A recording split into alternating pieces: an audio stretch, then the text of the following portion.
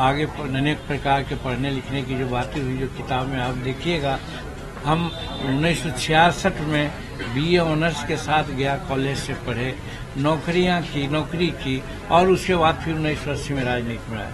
अब दूसरा पहलू जो कहते हैं कि राजनीति में आने को हम कैसे सोचा, एक गरीब घर का जिसकी माँ मजदूरनी हो, खेत में काम करती थी, 8 घंटा निहुर करके धान रोकती थी, हमारे पिताजी हल चलाते थे, और उस घर के लोग ये सोचे कि राजनीति में जाए, तो लोग ने कहा कि ये पागल हो गया है, ये काहे ऐसा सोचता है।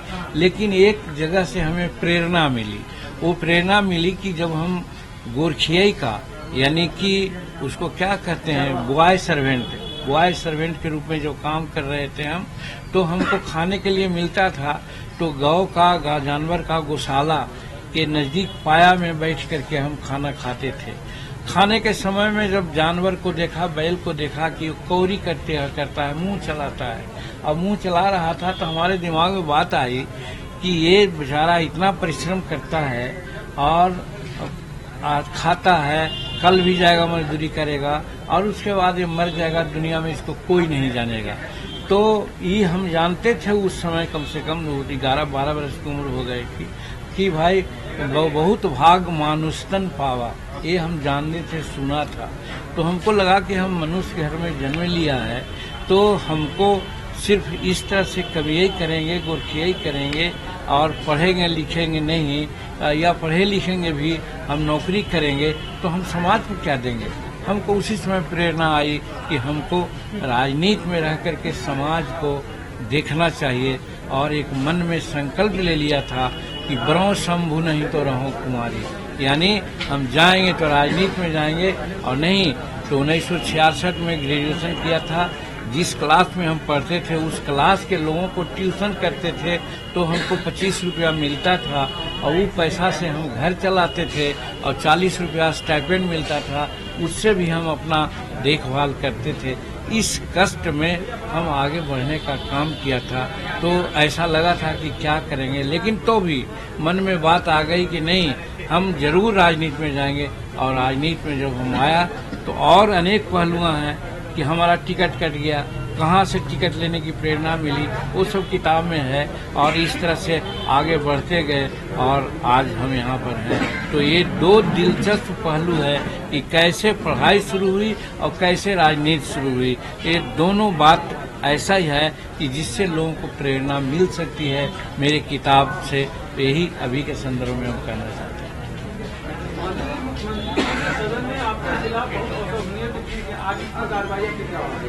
हमारा कहना है कि बाद में उससे बात कीजिए, हंसुआ के ब्याह में खुरपा का गीत नहीं गाएंगे, तो बाद में हम बोलेंगे। वो कह रहे हैं कि उन्होंने आपको मुख्यमंत्री बनाया, उनकी मुख्यता थी। अब ऐसा प्रश्न किए कि हमको कुछ कहना ही पड़ जाएगा, लगता है बहुत चालाक हैं आप लोग। देखिए, देहात में कहावत है कि भले भेड़िया सिर मुड़ाती है, समझते हैं इस चीज को। जब भेड़िया के माथा पर केस हो जाता है तो उसमें कीड़े हो जाते हैं, और उसको काटता है कीड़ा, तो प्रायः मूड़ी ढूंढते रहती है वो। तो आदमी जब उसके माथा को पकड़ता है तो बड़ा शांत हो जाता है, और तब उसको लोग मुड़ते हैं। तो कहने का उसी को कहा जाता है कि भले चिड़िया मुड़ रहा था, इसलिए कि उसको तो माथा में जूक काट रहा था, इसलिए वो सीधा हो गई। इसी प्रकार से नीतीश कुमार जी स्वाभाविक रूप में हमको मुख्यमंत्री नहीं बनाया। जब 2014 के चुनाव में वो पार्लियामेंट इलेक्शन में सभी सीटों में प्रायः हार उनको मिली, तो जदयू के लोग ही कहने लगे कि आप इस्तीफा दीजिए, आपके नेतृत्व में सब हार गया है, और इतना जोर पड़ा कि वो इस्तीफा देने को तैयार हो गए। लेकिन उन्होंने चालाकी की कि हम एक ऐसा नॉन कंट्रोवर्शियल आदमी को चुने जो नाम उसको हम चीफ मिनिस्टर के रूप में नामित कर दें तो कोई विरोध न करेगा। तो उन्होंने जीतन मांझी को भुइयां मुसहर कम्युनिटी, जो बाई नेचर सीधा सपटा ईमानदार और कर्मठ हुआ करता है, तो वे समझते थे वो कि जीतन मांझी इस तरह का है, इतना दिन इसका राजनीतिक लाइफ हुआ, कोई चाल पाल नहीं रहती है, ये जो हम कहेंगे वो करेगा, इसलिए हमको उन्होंने मुख्यमंत्री बना दिया। और मुख्यमंत्री बनाया तो 2 महीना तक हम काम करते रहे उनके इशारा पर। आप सोच सकते हैं, मैं विस्तार में जाता हूँ कि जब हम ग्रेजुएशन किया था तो हमारा इकोनॉमिक्स और पॉलिटिकल साइंस विषय था। आप जोड़ सकते हैं, पॉलिटिकल साइंस के विद्यार्थी को इतना पता था कि मुख्यमंत्री को क्या अधिकार है, क्या कर्तव्य है। तो जब हमको मुख्यमंत्री बना दिया तो हमारा तो कर्तव्य था कि मंत्रिमंडल का गठन हम स्वयं करें, लेकिन नहीं, एक वैसे ही ओथ लिया मुख्यमंत्री का, 2 घंटा के बाद एक सूची आई, वो भी कोई विधायक कोई नेता के मार्फत से नहीं, एक चपरासी के माध्यम से आया। कितना तुच्छ हमको समझते थे, कितना सीधा समझते थे, मूर्ख समझते थे, आप लोग इसको कर सकते हैं। वो एक चपरासी लेके आया, हम उलट के देखा तो देखा कि नाम है, और हुआ कि इतने ही लोग मंत्री पद के शपथ लेंगे।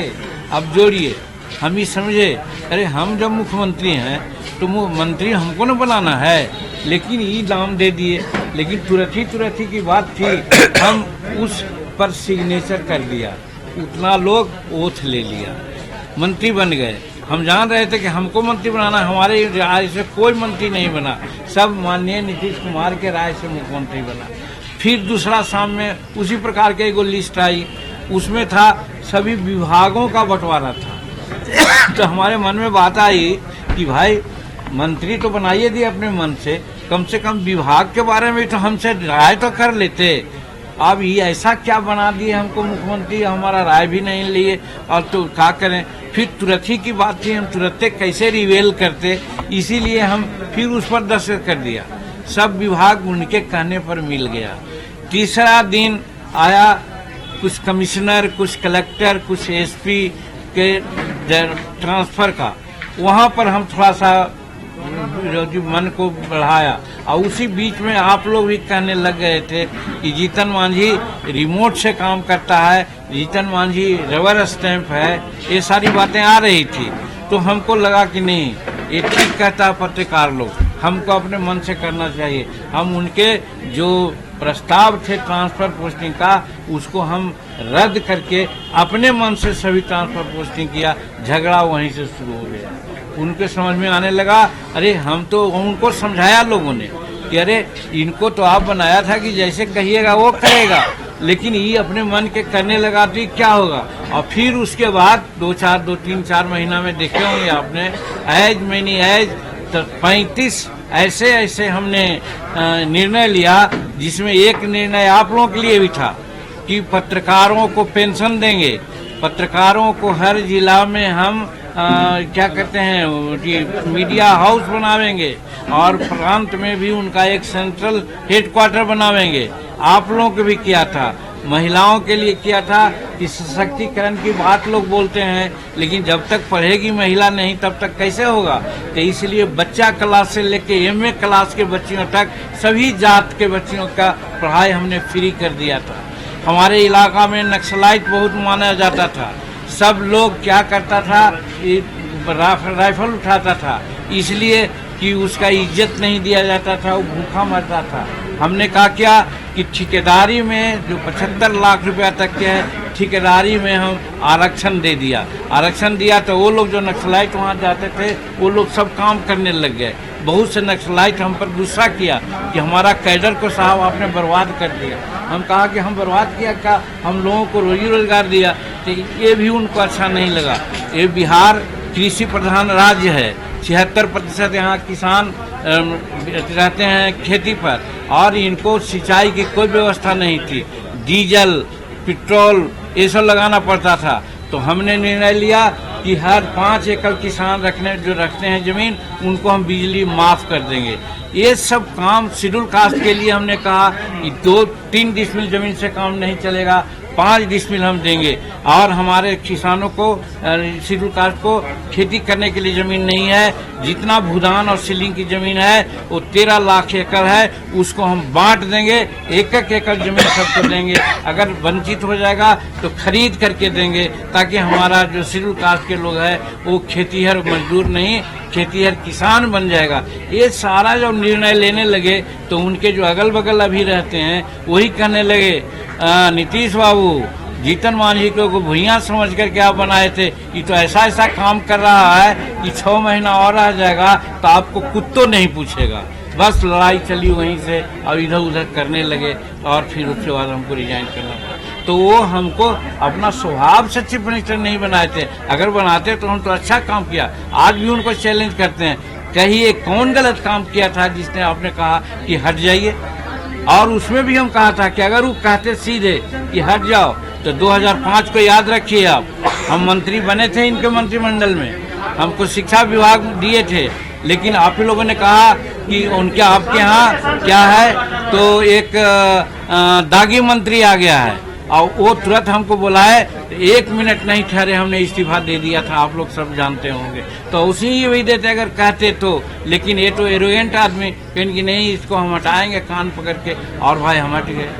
यही स्थिति है। तो वो हमको बनाए थे स्वाभाविक, और वो जो आज तुम ताम कहते हैं तो तुम ताम कहते हैं तो उनका संस्कार क्या है। हम उनसे बड़े हैं उम्र में भी, पहले डिग्री हासिल किया है, पहले हम विधायक हुए हैं, तो अगर तुम ताम कहते हैं तो मैं तो कमर समझता हूँ कि या तो उनका एरोगेंसी बोलता है या पागलपन बोलता है या नहीं तो उनका संस्कार जो गलत है वो बोलता है। आगे की कार्रवाई आपकी क्या होगी? आगे की कार्रवाई है, सभी लोगों से बात हो रही है।